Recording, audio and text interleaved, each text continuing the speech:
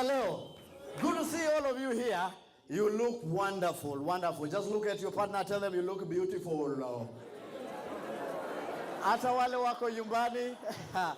You know, this is really overwhelming. I mean, this is the first time this thing is happening in Africa, and you guys are lucky to be the first ones to witness this live in Africa. Appreciate yourselves. I mean, this is great. I mean, welcome to Churchill Live. By the way, this is not my show. This is our show, all right? It's about the people we love, the people we like seeing on the screen. Unasema, yani Pius Muiro uongea hivyo. We want to bring them here. Waongee kawaida. Atuambie kama yeye itisha chai. Nataka uniekee chai. Nasuka. That's what we want to know, right? It's an easy show, all right? Let me tell you. I'm excited. All right. Have my band here, the Weavers band. They are going to help me out. Tutasaidiana. Kwa hivyo wale wako mbali, I mean, I understand kuna wale wanatuangalia kutoka Mombasa. Karibuni sana watu wa Mombasa City. Kisumu City hakuna railway ya kungoa hapa, lakini karibu sana. And also there's one part of Kenya we forget called Northeastern. I mean, those people, they are still reading newspapers in Ethiopia. Nagamburte sani. We love them. Saindi wamefikiwa na karatasi za referendum. I mean, na tuko pamoja. Welcome to Churchill Live. This is going to be very fantastic. Let me tell you, we have so much lined up for you this evening. By the way, we happen to have among our chief guests, we have the man. I mean, this is arguably one of the most talented actors we have in the country. Wengine mlimuona kwa ile commercial ya Coke side of Coke? Kwani TV yenu ni black and white? All right, we're going to have Charles Bukeko here, alias Papa Shirandula, in the house. Wapi nduru yake? Okay. And also, today, amazingly, we happen to have the champions. Today we are dealing with champions. Heroes Week, on our Heroes Corner, the Churchill Bar, we're going to have the winners of the Sekafa champions which happened in Dar es Salaam kule Tanzania. Wangapi wame Dar es Salaam Tanzania? Tutakuwa na watu kutoka Bongo. Wangapi wapenda muziki ya Bongo? Watu wa Bongo mko lakini. Tusker AFC's coach Ghost Mule will be in the house. Wapi makofi yake Ghost Mule. And of course the team captain Kauka. And of course, one of the legendary guys, this guy, when I saw him start this organization, it started like a joke. He's going to be our first guest. When he started this organization in Luliza, where are they heading? I mean, this is what government should be doing. But it didn't take long. You know, right now, the strikes and all that, his name is always, anaongeaga serikali kila mtu anakimbia. His name is Musau Ndunda. Are you ready for Mr. Musau Ndunda? I'll be introducing to you Musau Ndunda in a very short time. But in the meantime, the good thing when you have the microphone, oh my goodness.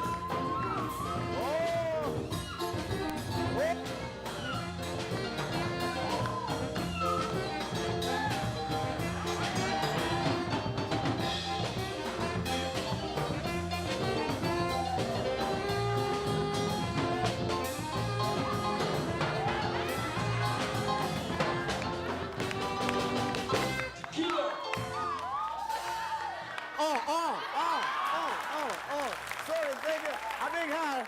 Oh, sorry, I'd forgotten that last bit. I've been training. There has to be a fast. All right. So when we come back, we are going to have some music. Let's go, DJ Mo. We're going to introduce you to the first guest. But first, some more tequila from Jemo. Big hand to Weavers Band.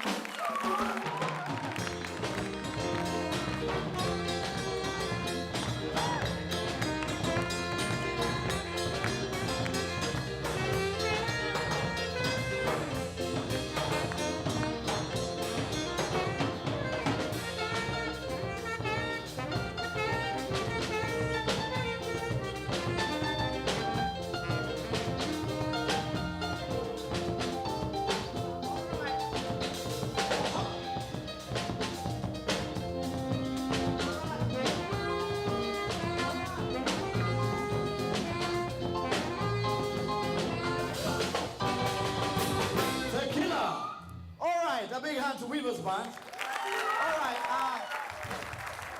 Thank you very much. Now, so many things happened while we were away. As you can see, nilienda nikanona. And I mean, you know, the problem with Kenyans, when you disappear, urudi umenona, they say one thing, ulimumunya pesa. Let me tell you, I've never sijaonekana kwa hiyo hoteli. Hata sipitiagi hiyo pade. Gari yangu napitiaga Nyamakima. Huko sijui, all right? So many things happened. Did you see the ferry at Likoni? Did you see the Likoni ferry? It was doing like this. Yani, maji iko hapa. Yani, let me tell you, that's the most riskiest thing you can do. Did you see the ferry on TV? Yeah. Unbelievable. I mean, how many have used the Likoni ferry? Let me see by show of hand. Likoni ferry, unbelievable. Let me tell you, that's the most riskiest thing after bungee jumping. Hello? So there were over 3,000 of them in the ferry. Alafu ilikuwa inafanya hivi in a dip. I was waiting for the worst, but thank God they survived. But let me tell you, you know what is under iyo maji? Sharks. Because they follow ships.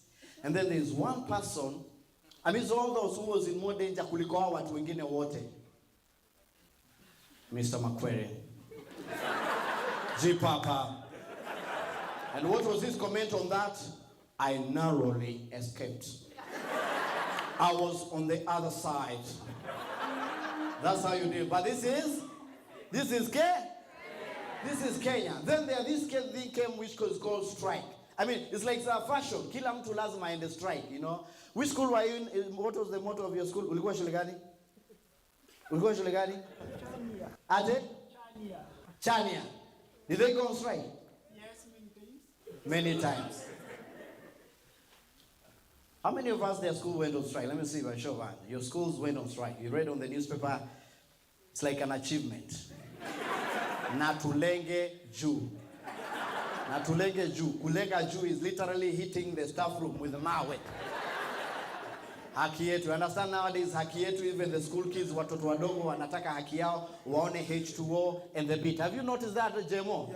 Yeah. Sijui kwa nini hawaitishi matekila hizi nyimbo zako, but wanataka hizo za kina Jua Kale. I mean, very soon he's going to compose the national anthem.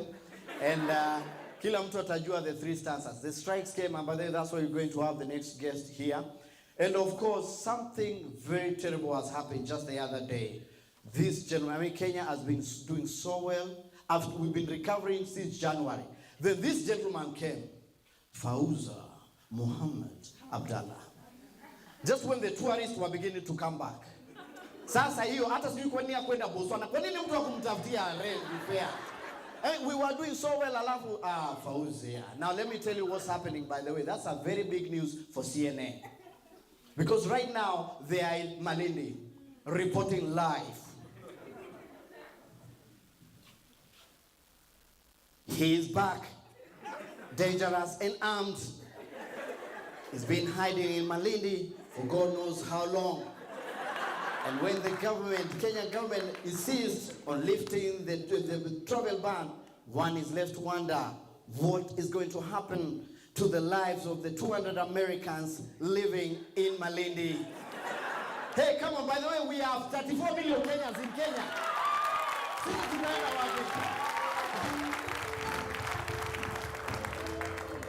And as the chase continues, one is left to wonder, is Kenya really ready to fight terrorism? Cheryl Johnson reporting for CNN live in Malindi.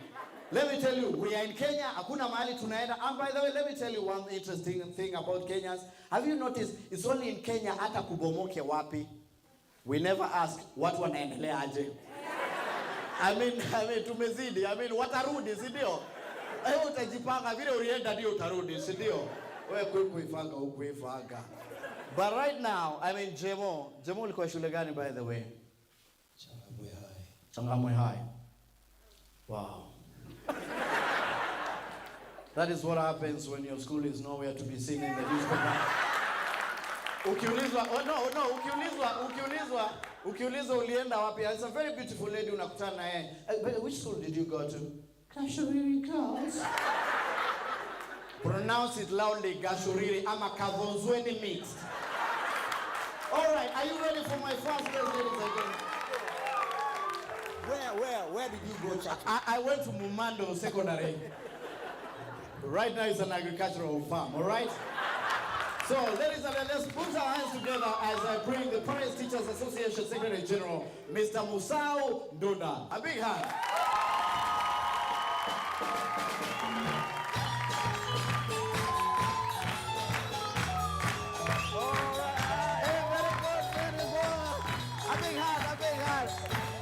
Karibu sana. Alright, karibu sana. Karibu sana. Karibu sana. Alright, a big hand to our guest. I mean, ametoka mbali sana. I mean, what can I get for you? I see we had already prepared for you an album. Oh yes, it's beautiful. Enjoy yourself. Okay, good to see you. Thank you, my brother. Yes, asante sana Jemo. Naona pia unakumbuka utamaduni. Yeah, nyimbo zote ni za Ukambani. Yeah. No. All right, ni za Kenya. Yeah. This is Kenya. Everything, by the way, on Churchill Live is Kenyan. Oh, yeah. Where we are all Kenyan. Mr. Musau. Yes, my brother. Shida iko wapi? Shida iko wapi? Shida, tuko na shida mara nyingi. Yes. Naiangalia mara nne. Yes. Shida ya kwanza ni usimamizi kutoka nyumbani. Right. That is the parents themselves. Yes. Tuko na shida ya wazazi kwa upande wa usimamizi. Right. Kwa sababu mara nyingi tunasema watoto wakuwe guided and counseled. Yes. Lakini nafikiri the best people to be counseled are the parents. The parents. Because they don't You are about to light a very big fire. Oh yes. Yeah. Sasa wanaingilia wapi wazazi? Ninaposema juu ya wazazi. Yes. You know, you don't have to cover a syllabus for you to become a parent in this country. Oh yes. And because of not having a curriculum, yes. The marriage in Kenya, yes. the way I understand, yes. Is through trial and error. Yes.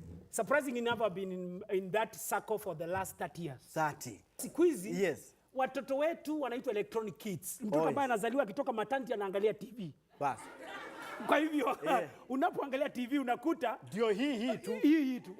Kwa hivyo hao watoto utakuta kwamba they are so much informed. Yes. Kwa hivyo hatuwezi kutumia zile mbinu ambazo tukatuambia nyakati zile. Yes. Kwa hivyo hiyo ndio shida kwanza. Yeah. Ya pili naangalia usimamizi wa makanisa. Right. Makanisa yetu katika nchi ya Kenya mashida ile kubwa ambayo inafanyika ni kwamba yes. Wakati wa ndoa yes. wanafanya ile vitanga you have to be counseled before you are married. Before you marry. Yes. Unafanya ile counseling. Lakini hakuna counseling baada ya kuoa. And you see that's where life begins. Yeah. Kwa sababu mtoto anaanza miezi 9 nini na nini. Kwa hivyo sasa unakuta kwamba hata makanisa yenyewe they don't have anything. There's no foundation. Hakuna foundation. Okay. Bwana Musau Ndunda, do you support kiboko? Mimi I'm one of the man ambaye najua kiboko haiwezi kusaidia. Hiyo haiwezi kusaidia. Bas. Kwa sababu watoto wa Nairobi wamepiga makofi. Sababu yake ni moja. Yes. Ninaamini ile communication dialogue is so important. Kile kingine ambacho ningesema ni kwamba kuna failure kwa upande pia wa walimu. Yes. Mashule mengi katika nchi ya Kenya yanaongozwa na ile dictatorship. Yes. Hakuna democracy. Unajua Kenya tumefika mahali ambao democracy has to be prevail. That's true. Ninapozungumzia baada ya democracy kwamba ni vizuri tujue wanafunzi wanataka nini. Exactly. Ni nini ambacho wanahitaji. You know, views zao zinahitaji nini. Look at it. I'm looking at secondary level. Yes. Secondary level is a level in education which prepares children for the future. That's Some will true. go to colleges and all that. But when you look at our curriculum, there is no specialization. And because of not having specialization, you realize that what they are doing, they're only pumping us with a lot of knowledge without specialization. Academics. That's a thing. Yeah. That's why I think that's why most of you did algebra, and I mean, imewasaidia. So, when you ask anybody, the other day, let me tell you. Yes. The other day I advertised a vacancy in my office. Yes. I wanted 15 people in my office. Yes. And surprisingly, I got 6,000 applications. 6,000? 6,000. When I was sorting out. How much were you paying them? Oh my. Ulimaliza. Usijali bwana. Yeah. So what happened? 6,000 applications. 6,000 applications. Yes. So when I was sorting out, there is something I saw. I saw a lady who had gotten B+, a guy who had gotten constant, and another lady who had gotten B+. So when they came to my office for the interview, niliwauliza swali moja. Yes, I can see. In fact, it was very surprising. Wengine walitoka kutoka outside Nairobi. Yes. So they came with a school living certificate and a Form 4 resource slip. Yes. That's what they are. Nikawauliza, yes, I can see you need what? Unataka kazi katika ofisi yako. Yes. But what kind of job do you require in my office? Do you know what they told me? Yes. Sir, any job. That is our curriculum.